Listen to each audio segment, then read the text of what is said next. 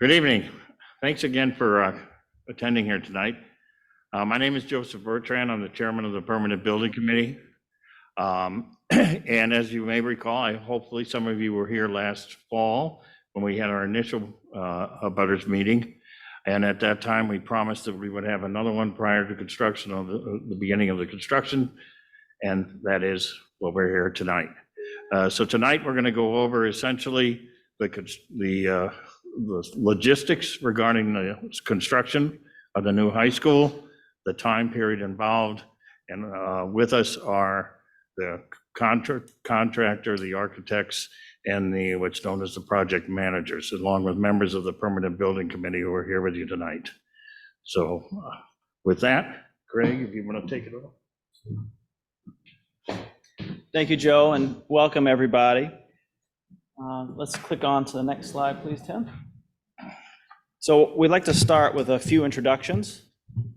So we'll introduce the project team that's here tonight. There are others of us online and even others back at the office. Go ahead and click next slide. So first, I'm Craig DiCarlo from Left Field. We're the owner's project manager. I'm here tonight with Tim Baker. Give a wave. Thanks, Tim. And also online is Lynn Stapleton from our office. We help with the whole process of the project. We're joined with the construction management team, Bond. We've also got the design team, SMMA, and then a couple of folks, and we also have Tim from Wakefield Public Schools. So I'll let everyone quickly introduce themselves. Maybe starting with David. Jerry Hammersley, General Superintendent. Recording in progress. Tim O'Brien, the Director of Facilities for Wakefield Public Schools. Tim Baker, Project Manager in Left Field. My name is Erin Prestilio. I'm a civil engineer at SMMA with the architects and engineers for the project. And I'm Peter Rebuck, also a civil engineer with SMMA, the designers for the project. Thanks, everybody. And just a quick overview of the structure of the team. So the client is, of course, the town of Wakefield, led by the Permanent Building Committee and, of course, the Wakefield Public Schools. So those are the three members of the local client, but then this project is also an MSBA project, Mass School Building Authority. And so the MSBA, they're represented by that stack of pencils over there in the upper right-hand corner, and they're a financial partner in this. And so Wakefield is putting forth funding as well as MSBA. So it's a team.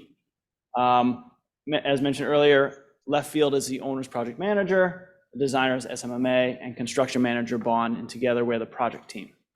Next slide, please. So the focus of tonight, so back in September, the focus of that meeting was to introduce everyone to the project sort of top to bottom. Where construction is beginning very soon, the focus tonight is to familiarize you all with what's going to be coming in the next few months as well as next couple of years. And to do that, the construction manager has put together a series of diagrams called logistics plans, and they show an overview of what's going to be happening at each phase of the project. And Jerry Hammersley is going to walk us through that. At the end, there'll be an opportunity for questions. So if you would, please hold them to the end. We'll get through the presentation as quick as we can, and then we'll open the floor up for you guys. Good evening. So as I said, I'm Jerry Hammersley. I'll be the boots on the ground guy out here in the field. We'll see out here every day.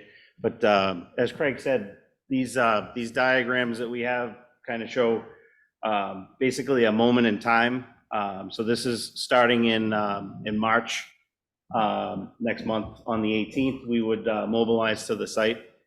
So kind of up in the top left where it says Lot H, that's kind of where we're going to be starting our focus, which is just us establishing a site presence. We'll get some site fencing up, bring in the field office trailers, some storage containers, and just get ourselves established. There's also an area up there called Lot D, which is part of the where the school is currently parking a lot of the staff and faculty. We plan to expand that parking into the lawn area, basically for a temporary basis to accommodate for some of the parking that they're going to lose in the rear of the building once we do get started. So this kind of covers like the first few weeks that we're on site. If you click to the next slide, Tim. Here you show in April, this is April 8th. Basically, we moved to the back of the site or to the main site in the rear where the Beasley Oval is. The first thing we would do is kind of come in and establish the site perimeter and start to get into some of the site activities, which include all the site preparation, the removal of the old field. And then the main focus kind of gets into doing the culvert work because the culvert that runs under the field has to be relocated ahead of the building foundations going in. So this takes us through a good slot of time up into the summer of '24. So basically, there's a lot of ground improvements that have to happen just to improve all the area below the foundations. So we would be starting on the classroom wings, which is A and B on the left side, kind of where you see the blue there. And then as the arrow shows, we'll be kind of going in the northbound direction towards the softball field. So we also have the upper lot area that we'll be working in as well. That parking lot is being expanded as well. So that'll be taking shape over the summer as well. Flip to the next one. So this slot here basically takes the time over the next year and a half. Once we've got foundations established, the steel will take shape in October. Basically, the steel we go vertical, get everything up, and then you'll see the envelope, which is the outside of the building, that will take shape, and we do all the building fit out. So at this time and in the previous phase, we would be using this thing where? There we go. This entrance here is being enlarged up here on Farm Street. So a lot of the deliveries will kind of come in through here. We also have the area on Hemlock Road, but we realize that's kind of shared with the New England, with the Voc Tech project that's going on up on the hill. So we do have that access between Woodville and the high school. Obviously, there's some concerns around the morning drop-off and the pickup in the afternoon, so there's restricted times for deliveries. If we can get something in first thing at 7, we'd back it in. Otherwise, they would come after everybody is in school, and then we have the restricted time in the afternoon as well. So that's kind of the way that the site takes shape through the main part of the project. You want to flip to the next one? So this is January of 26. So this is after the new school has been completed. I'm sorry, 27, end of 26. Thank you, Dave. This is when we would start to take down the existing school. So these areas in the back right here that are hatched, those would be selectively kind of gone after with smaller equipment, just because it's kind of close to the existing building. And then all the main machine demo of this stuff would happen thereafter. So there's a short phase of abatement to remove any hazardous materials, and then all that demolition will happen basically to lead us up into the new redevelopment of the rest of the site on the front side of the campus. Open to the next one. So this is roughly in May of 27.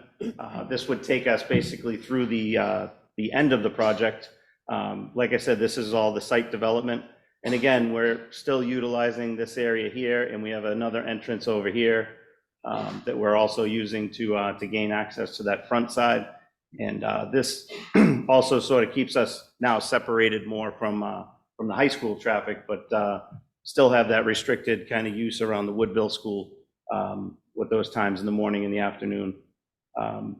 At this point in time too, the upper lot and the front lot D out here are still being used for the school. And we've actually given them some of the use of our laydown yard out there, just because they've still lost even more parking at that point. So then on the last slide, when they gain the rest of all their parking back, and then the Beasley Oval is finished up into the fall of 27 when everything is complete. That's pretty much kind of the big picture for logistics.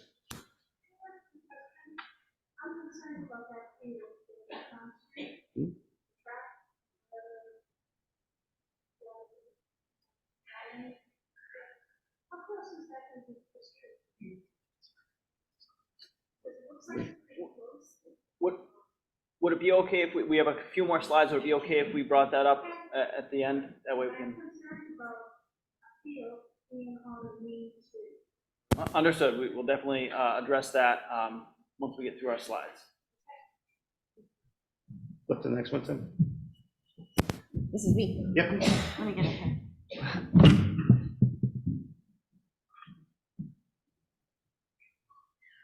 So I wanted to spend just a few moments talking about the roundabout. This is the major improvement that has been incorporated into the project. It's something that's been important to the community. We know from the day we started on this project. So what this project includes, and this is an enlargement of the area, is to realign Hemlock Road with Nahant at Farm Street. And we have reviewed the conditions, the existing conditions and the proposed conditions of the single lane roundabout with the Traffic Advisory Commission many times. We've had working sessions with that group. It's been peer reviewed by the town's traffic consultant. So it will provide all of the things that the community is looking for. It's going to be traffic calming. It's going to be safer. It's going to slow speeds through this intersection. It's going to clarify turning. And it's going to decrease queuing along Farm Street as well. If you flip to the next slide. So this is a little bit tricky to read because the black is what's proposed. You see the existing aerial is behind it. If you flip to the next one. This is the final condition. So you'll see here the lanes heading in and out of the roundabout. Again, it's one single lane around. So this is kind of the major improvement that the project is also offering the community in town.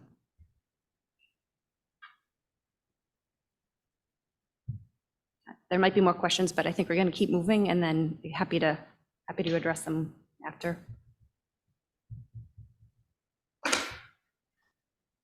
We can actually skip through these, Tim. This was for when we have, if there are questions.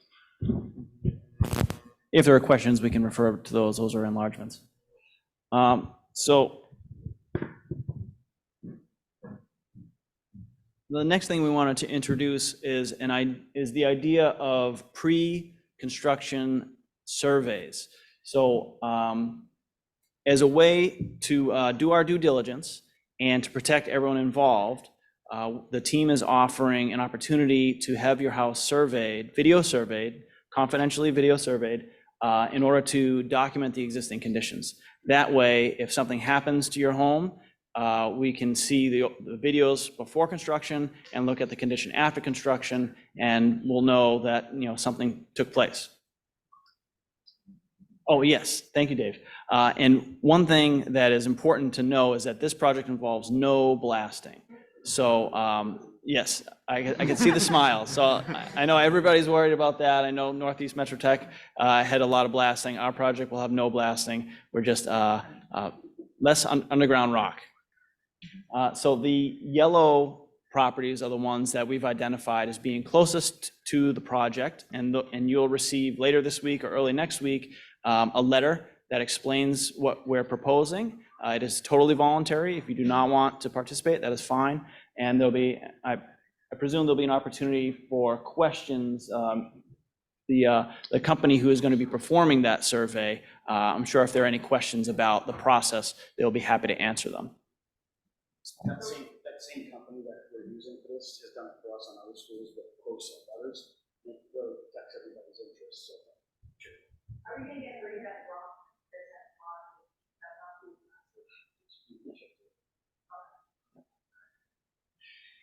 All right, next slide. And just a real quick view of the schedule. So I know this is teeny tiny up here, I apologize, but the idea is all these bars up top are the design, and you can see this red line, this is where we are today. We're at the very tail end of design. This green bar down here is the construction timeline, and we're at the very beginning of that. So construction, as Jerry was mentioning earlier, construction activities will begin, mostly making new parking lots, will begin in March. Go ahead, Tim. And then we want to make a plug. Tim, is your mic on? You can make everyone aware of these. So just a reminder, we do have a project website, which has been up the whole time. It has a lot of relevant information. It's where we post all the meeting agendas, meeting materials, anything that's discussed with the Permanent Building Committee. It has a link to the Energy Park, which is also part of this project, to say related to this project. And last time we did it, when we did the Q&A, we did record all of the questions that were asked, and we got official responses back from members of the project team and the town, and we posted them all under the facts page of the website. So you can go there at any point and review what we came with our responses.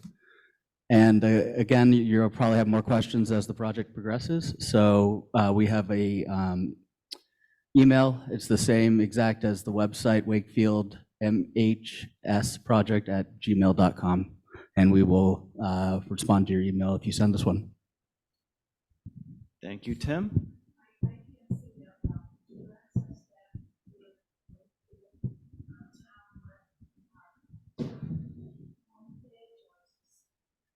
So the question was, can one access this webpage and email address from the homepage? Tim, do you know, is there a link to that on the Wakefield Public Schools website? Oh, to this website? Yes. It's on the town website. It is on the town website, yes. It's on the town website at the bottom of the front page. And now I think we're moving into the questions phase. And the only thing is, I'll do the talk show host thing. I'll run around with the microphone so anyone at home can hear your question, and then we'll also be able to hear the answer. So I remember there was a question over here. Do you want to shoot? My question is, why is the field so close to Farm Street? If you go back. Keep going right there. That is very close to Farm Street. How many feet is it?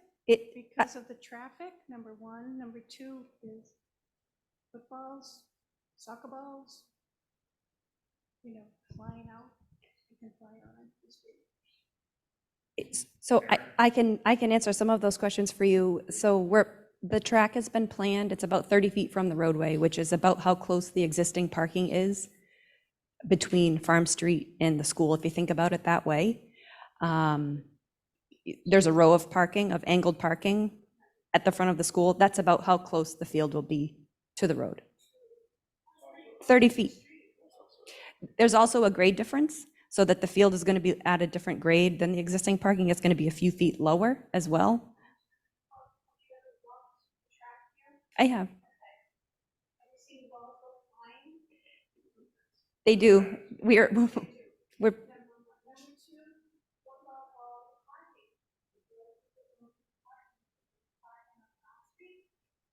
parking to use the field.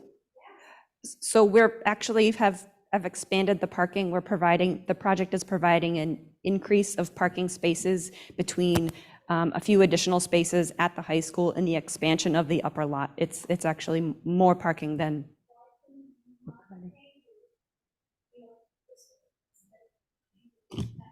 So the field is angled to get the most amount of parking in and to fit the field. It's kind of like a big puzzle that we're trying to solve early on in design. So this is the balance that we've struck to get the whole track and field program to maximize the parking on site.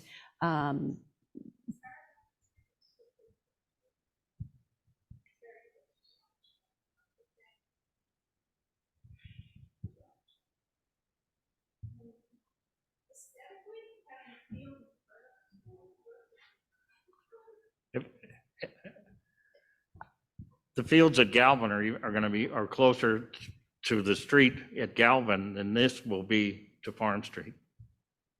That just shows you the. Yep. but there are also balls and things like that flying out of there, and that's why they have fences. And we will too.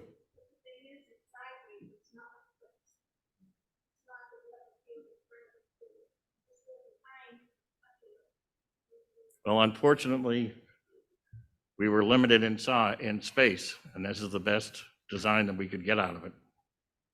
Yeah, there was not enough space really in any site in town to build a new school and provide a field other than the existing site. So we are challenged with maintaining the existing school while building a brand new school right next to it. And then we have to flip. There's no real other option to provide the track and the field and all the programs that are offered today in the future for the program. So next question was over here, but then we'll come over your way. Hi, I have 3 questions, but they're all pretty related. First, in regards to the rotary, what point will that be done? Will that be in 2027, towards the end? Yes, Very end. Yeah, it's the very end of The very end. 2027. perfect. And then I saw that there were little like medians going through the middle of the road right next to the rotary. How far do those go down the road? They're not going to be blocking anyone's driveway, right? So we can still kind of like back out all the way. Yeah. In the middle, like those little green areas in the middle of the road. You know, I don't believe so, but this diagram isn't very clear to address that concern, so we can follow up. That would and be great. I can get you that information. Thank you so much. Sure. And then the last question I have is about parking during construction. So I'm sure everyone knows what a cluster Farm Street is during the school day. How many spots of parking will we be losing during the 3 years of construction? Where are there plans to shuttle students or teachers or any relief during the 3 years? There's no plans to shuttle any of the students. There's going to be parking all the way through. It is going to be challenged, there's no doubt about it, but we're increasing the upper lot that's across from Landrigan Field, which is going to make a significant advantage to it. There are several periods where parking is going to be challenged, and the school is going to have, I think, probably some restrictions that they're going to have to add. But once we're done, we're going to be increasing the parking spots. That's, we hate to look at it from that point of view, but at the end, there's going to be more parking. I know parking is a very emotional topic for many. It's something that we deal with on most of our projects. Joe did mention that there would be limited parking. We have been working really closely with the district, though, to understand and provide that basic minimum spaces that teachers and staff need to come to the school to do their jobs well. And so we have provided that minimum, at least that minimum, throughout construction. So Just I to have a add couple little bit of clarity, I'm questions. sorry. Oh, go ahead. Just to add a little bit of clarity, to parlay on Aaron's point, for every phase except one small window, whereas that we actually have more parking for faculty and staff than we do currently. There's one phase where that gets reduced a bit, but the upper lot, we're hoping the expansion of the upper lot can take a lot of that. The only real nuance might be student parking. I think that's where the school department has to work with the students who park on site to maybe restrict that for that one phase. It's a 4 to 5 month phase in 2026. When the new building opens, there's a period of time that we're working in the private school, that the building for the existing schools. Oh, yeah, yeah. Ready for the next question? I have a couple of questions. So the green space behind the field now, is that going, all those trees and all that area between the Landrigan parking area and the track now, is that all going to be gobbled up for the high school? It will not. That's wetlands. It's protected, regulated area. And so much of that vegetation will remain in place. Great.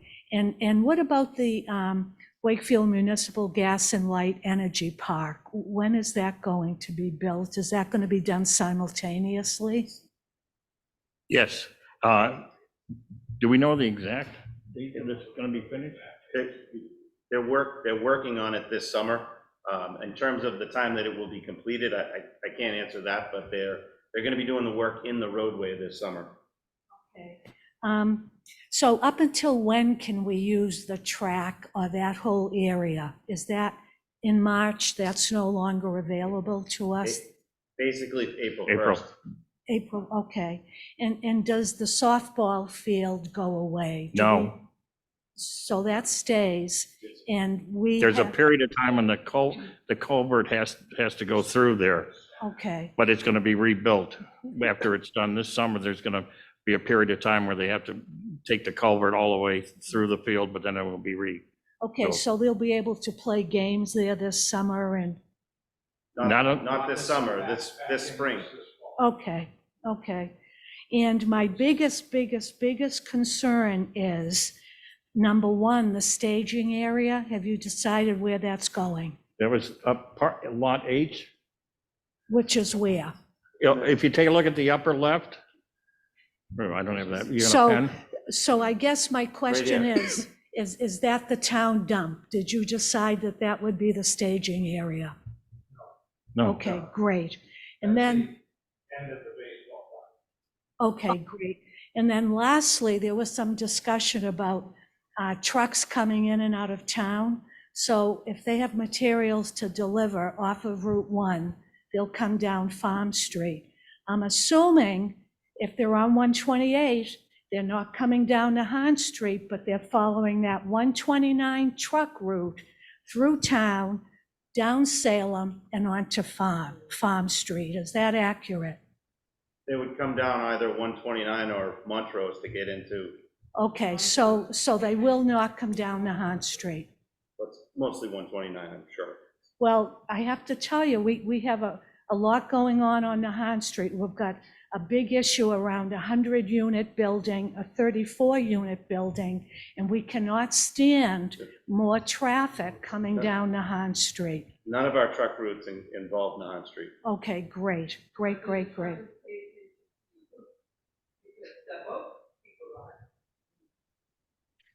We're gonna police it the best we We can. police it the best we can. We give these to all of the subcontractors and they give it to all of their vendors, but I mean, It's, the truck routes are in the contract that we sign with the subs. When they get a delivery from some vendor, it's sometimes difficult to police, so they'll have that information. So Tim, if we have any issues, that's the email that we write to if we see anything going on that needs to be addressed, and you folks will take a look at it. Correct. Okay, great. Thank you. Thank you. Was there a question over here? I'm also a three-parter. The first thing I wanted to say is we were here back in the fall and had addressed some concerns, not so much about construction, but about noise level with trash trucks, and within days that was resolved. So we just wanted to express appreciation of the timeliness of getting that done. Right here. I wrote him an email because I said everybody was complaining the last time we were here. First time we've gotten a compliment. I know. I'm still working on that. I know that some days they're coming too early. They come early, but they don't have their backup beepers on anymore. And we're up at 5, so it doesn't affect us, but it affects the neighbors. I Yeah. have a meeting on Friday with the operations manager for local public office. We don't want to see the truck prior to 7 Oh. and we're not going to accept anything else. So I'm going to stick with this until it actually functions. The beepers are gone, that's all I can. So a question that I do have about construction is coming off Wiley Street. There's really not a good thing that you can see up there. I know that there's going to be a barrier that's put up between Wiley Street and the new high school. So it's the dead end that abuts? Yes, there is. Okay. It's a simple gate. Okay, so my question is, right now, a lot of people use that for access. The track team uses it to be able to do their routes. People use it to walk their dogs over in the field. People use it to access the track for exercise. Is there going to be a little gateway so people will still have access? Yeah, it's been designed so that it won't allow vehicular access, but the pedestrians can walk around the gate. Kind of how it is now, perfect. Not during construction. Not during, That's there's right. no track to walk. Yeah, April 1st. And the last question I had was, I know, again, towards the end of Wiley Street, you can see where my focus is. There are some trees that are going to be removed. I don't know which team is responsible for the tree removal. Aaron? The design team, yeah. Okay, if I could talk privately with you about that? Sure. After? Okay, thank you.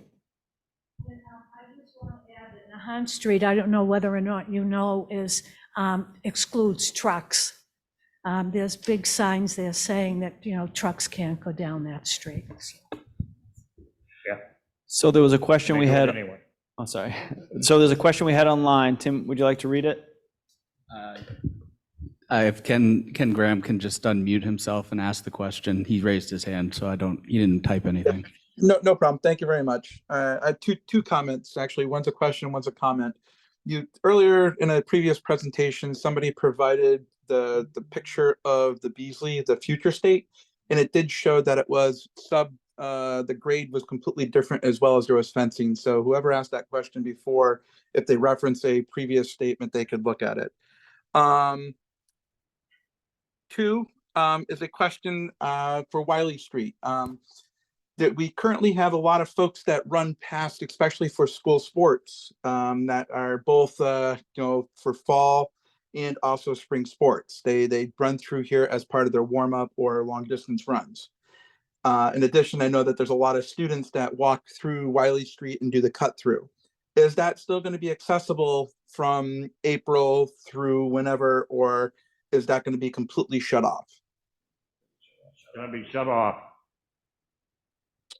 Okay, so is there an alternative for them to do that, or is that just going to be something to cause more noise for traffic wise, because those people are going to have to get rerouted then?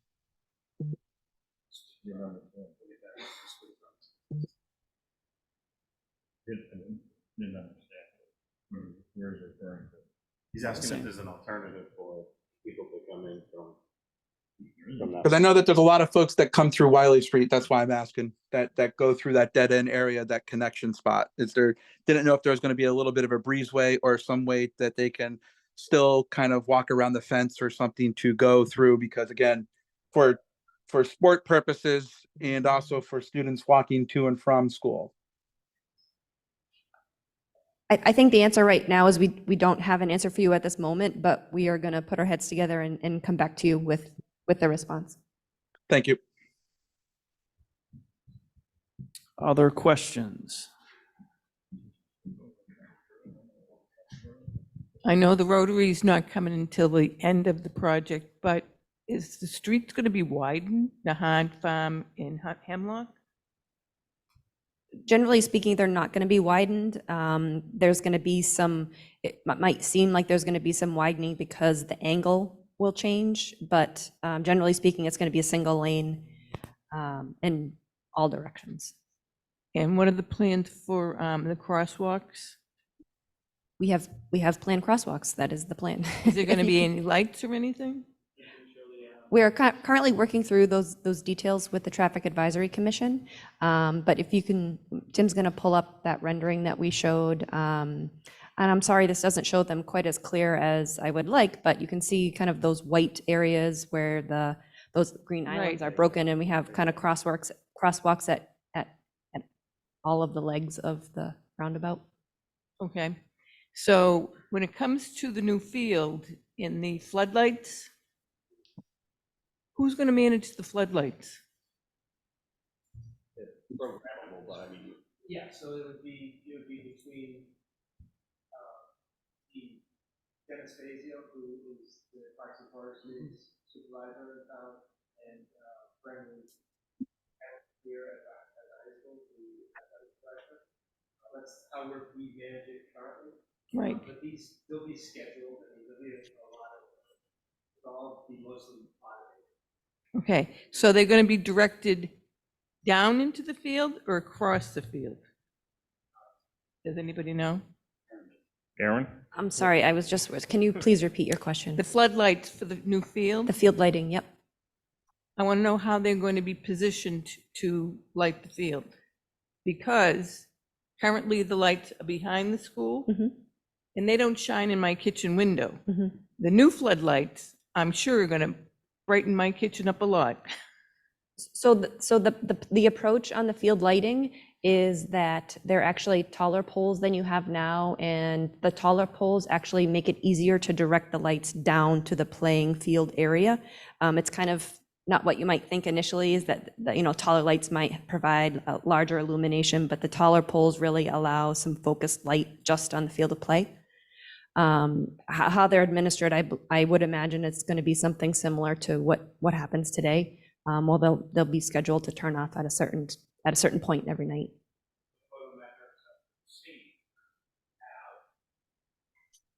Don't even hit, the lights from the field don't even hit. It's a performance-based specification. We haven't done kind of that photometric calculation on the sports lighting specifically. But again, I think that the taller poles will really allow some enhanced and focused lighting at the field of play and really limit that trespass that I'm sure you're hoping will be avoided. We went over here and then I'll come back. Hi, my house is in the yellow zone, so it will be affected by all the construction. I'm wondering what kind of construction-related issues I could have with my house if there's no blasting. Sorry, so is your question about the construction activity, like the trucks or equipment, or are you worried about the actual, your physical home being damaged?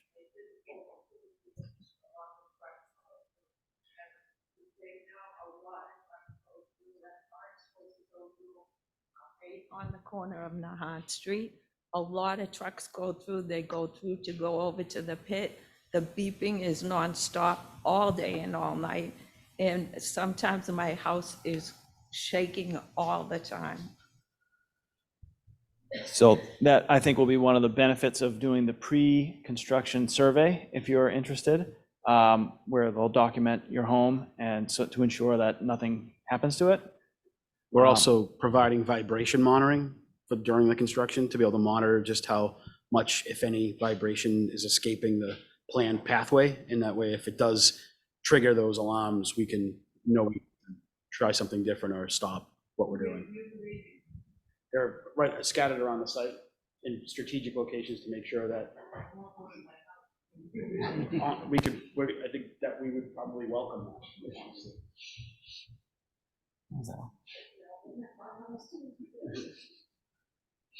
I saw over here and then we'll come over. My concern is about the rotary. Why didn't we do a traffic light instead? Farm Street is a speedway, and as we know, people really don't follow rotary protocol. I'm just afraid that people will just fly through it without stopping and yielding to the person that's in the rotary already. The Rotary was recommended to us by the DPW, the engineers at the DPW, and the Traffic Advisory Committee for the purposes of calming traffic. And so as a result of that, we followed their recommendations. So will there be like a warning sign before the rotary appears? Oh, I'm sure there will. I people mean, know? they always are, at least I've seen them. Yeah. Yeah. Because, in Massachusetts, we have many rotaries, but you see. I was so been in New Jersey, there's a lot there. I was down. So many I accidents. lived down there and there was like every other mile there was one. Yeah, But there was always signs as well. because folks don't really realize that you're supposed to literally stop and then merge into the rotary. That's my I think some of your concern might be answered by the fact that it's just one single lane. So I think of it as similar to the rotary that you see over as you approach Gray's Appliance in Melrose, that new rotary that they put in. I enjoy that rotary. Our opinions differ on that one. Because I feel like you almost have to, you have no other choice because there's no place to go left or right.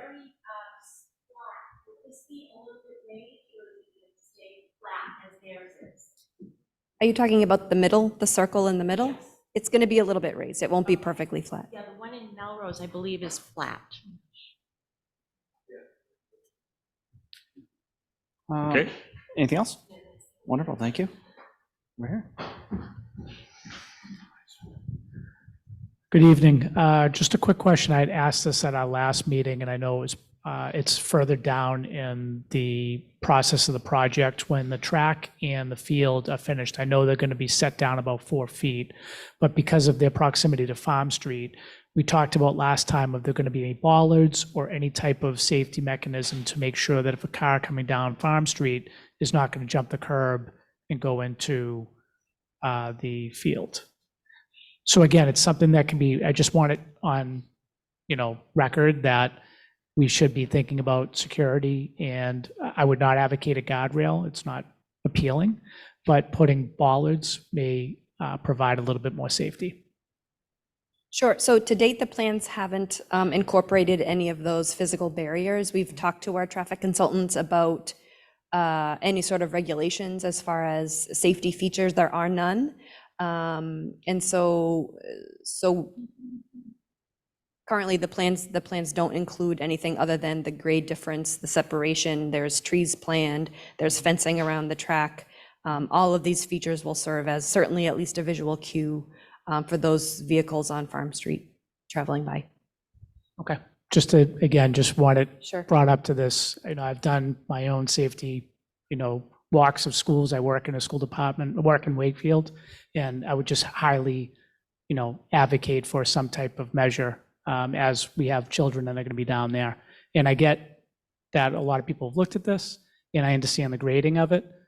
But again, if we're talking about vehicles that are coming down Farm Street, specifically at night, we just want to make sure that we're not putting our kids in harm's way. So just to have it, thought about at this meeting. Hopefully the rotary will slow them down as well. Well, you could, but No, I mean- I could tell you that it's not always Yeah, I know, that but way. That's one of the reasons that the town recommended the rotary for that exact purpose, to calm the traffic. Sure.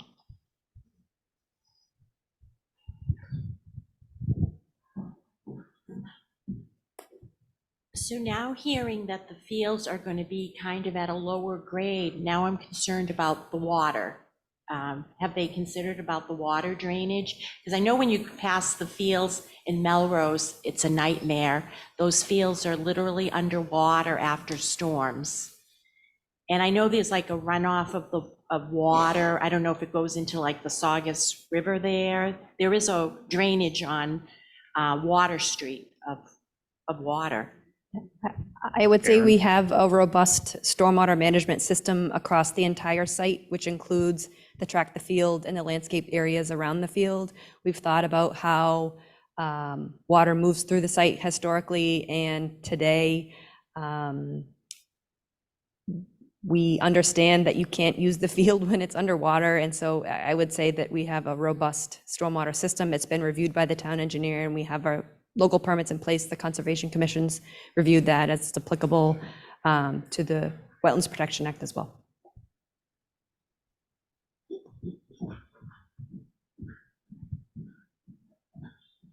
I have an easy question for you. I'm the annoying tree lady from last time, and I see on this rendering that there are trees along the road on Farm Street next to the field. Are those actually going to happen? Yes. Yes, thank you. That was easy. Tim, any questions online?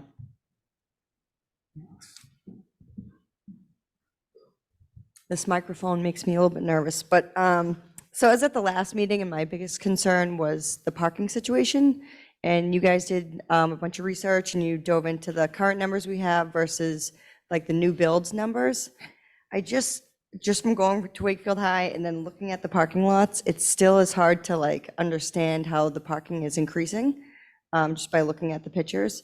Would it be possible for the next time we meet to show like the parking now versus in the future and like where you're looking? Because I just want to make sure like the Woodville schools parking isn't being counted because I will say the Woodville School's not going to be impacted. It's I believe it's 5 additional spaces down at the high school, and then the upper lot's being expanded by about 30 additional spaces. We're not touching the parking across the road at Landrigan, but it's an overall increase.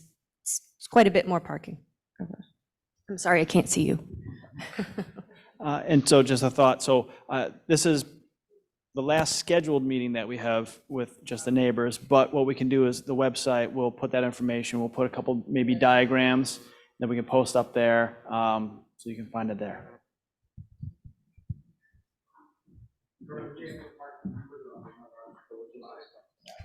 Not on these slides, no.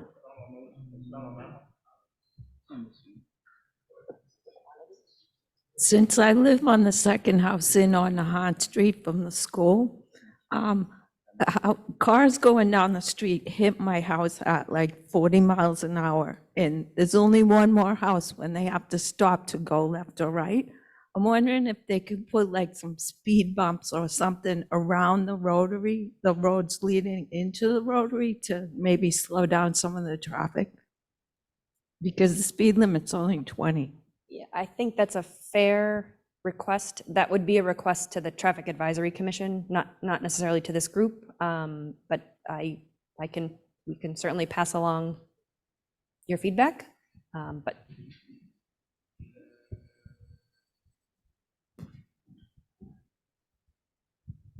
So I think you said that there would be no more neighborhood meetings.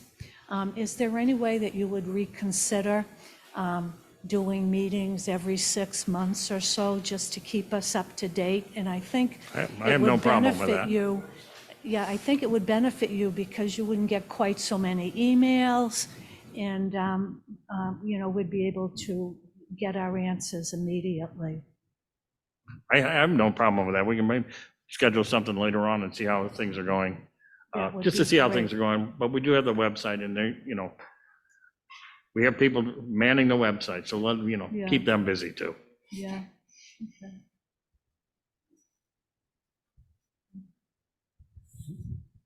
I just have a couple of questions. One on your deliveries in the morning, especially going into where you're going to the Woodville area. From 10 minutes after 7 till 20 minutes of 8, you can't get down Farm Street. It's traffic goes south 2 ways, north 1 way. So you're going to get trucks in there. It's going to be difficult. My second question is, when this whole project is finished, where do the students get dropped off? You want to put up the screen in there? It's right in front of the school. we've actually designed the site quite flexibly. We have a dedicated space for school buses to go during arrival and dismissal. We have a few different There you go. a few different places where we've designed for parents to pull off of drive aisles and stop and drop off. Aaron, you're coming this way to go across, right? You can do that way. You can come in off Farm Street and drop off right north of the north end of the track. So there's a few different ways you can get into the site. There's a few different places where you can go to pull off and stop and let your students out. There's pathways from those staging areas, accessible pathways to the school entrance. And again, this on-site circulation has also been reviewed and approved by the Traffic Advisory Commission because of its impact to the design of the roundabout as well. All right. My another question is, when they drop off on those two entrances, Woodville and the other one. Yep. So they were going to come out Woodville and they're going to take a left. You can't take a left. Well, right now you can. That's fair. Okay? In the future, it won't be allowed. Okay, that's good. Yep. Because in the morning, 90% of those people that get dropped off come out and take a left. Yep, it's a conflict. Yep. Right, and you got a 2-lane highway, which is not supposed to happen. Mhm. So I'm glad that's taken care of. To answer the first part of your question, as Jerry mentioned earlier, we're restricting deliveries while the students are getting dropped off and picked up. So there'll be no overlap with the Voc school because they'll be coming in and out another street, right? That's being created for them. That is their plan. Originally, they were going to build that first, and then we were not going to have any conflicts, but that didn't happen.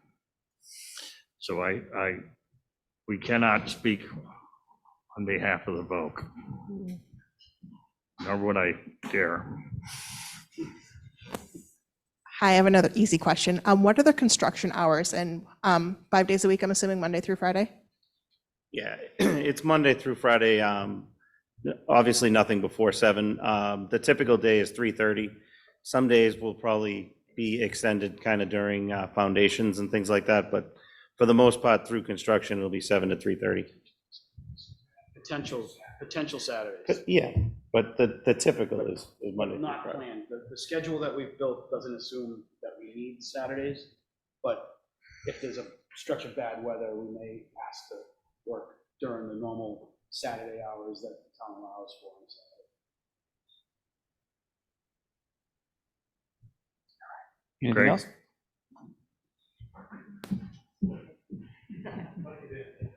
I don't like it, but I do have a concern. So I live on Kennedy Circle, which is right across from the Woodville School.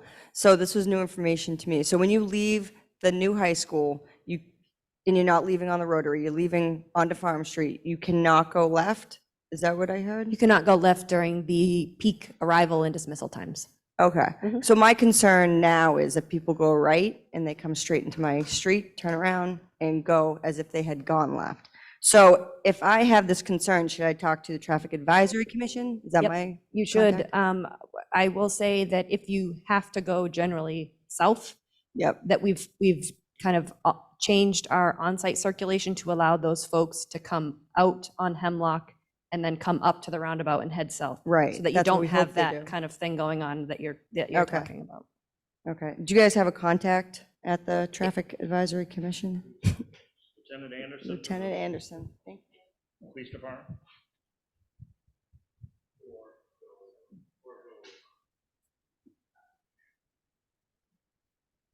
Any questions online, Tim? All right, any other questions? Going once, going twice? All right, well, I'd like to thank you all again for coming out earlier. I forgot to introduce Chip Tarbell of the PBC. He is here. Bill And also- Renzi from the PBC and John McDonald from the Permanent Building Committee. And Wayne's tuned in from home. And Wayne is from home. So, Don't let him out. all right. So all the questions, and also I want to give a shout out to Ian and WCAT. Thank you for helping us set all this up technologically. And thanks everyone at home from coming in. And please check the website and we'll continue to communicate with you there. And we'll look into all these answers to all these questions, put them in the FAQ, and we'll look into doing some sort of meeting, public forum going forward. Thank you. Thank you. Thank you very much.